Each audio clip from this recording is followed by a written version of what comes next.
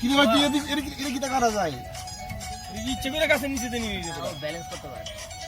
পানি আসতেছে না, স্রোত আসতেছে না।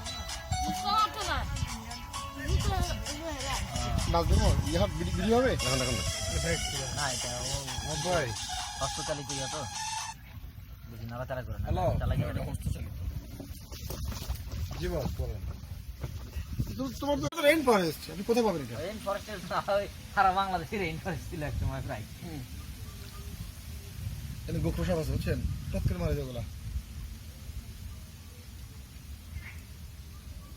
ভাই আমাদের ছবি না, এই ভিডিও তো তুমি ইউটিউবে পাবাই। তোমার চেয়ে বড় বড় গেনে লোক আইসা নেয় না। আমরা কি রক গেলে ওদিকে আবার গানের ব্যবস্থা আছে দেখা যায়। এই গাছটার নাম কি? করচ। আল্লাহ আপনি এই বয়সে বাবা ইয়া একটু তাড়াতাড়ি আসতে সমস্যা নেই। বললে মাছ নেই। যে আমার 5 লাখ টাকা দিয়ে দেন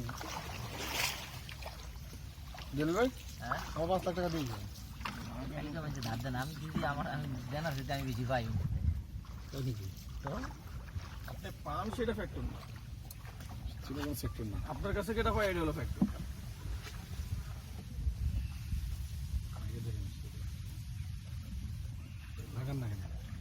ওখানে ওয়াচ টাওয়ার আছে,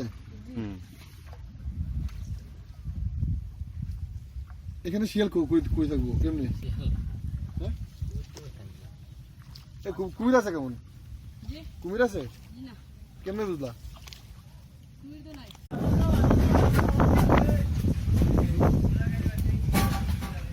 রেইন ফরেস্ট এটা স্ট্রং ফরেস্ট।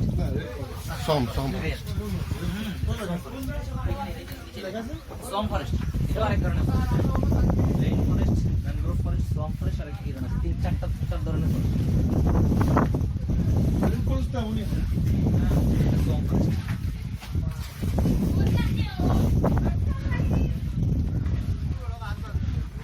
মোশা ছবি নাও দেখতে পারো দাও খালি পটি উড়ে না। না তাড়াতাড়ি এসো। হেভি জায়গা তো, ওই দেখেন ওইদিকে হাঁটার মতো জায়গা আছে। স্পিড শিখতে থাকা অবস্থা সুবহানাল্লাহ বলছি সুবহানাল্লাহ ভালো লাগছে, খুবই চমৎকার লাগছে, দেখার মতো একটা জায়গা। যারা বাড়ির পিছিয়ে জঙ্গল দেখছে তারা একটু গভীরে গেলে তো কিছু মনে করবে, এটাই স্বাভাবিক।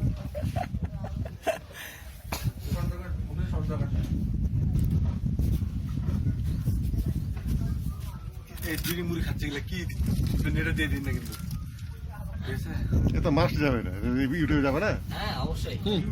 না স্যার টাওয়ার উঠে টেন্স ঠিক না, আবার ভাঙে ভাঙে দেখতে পারে।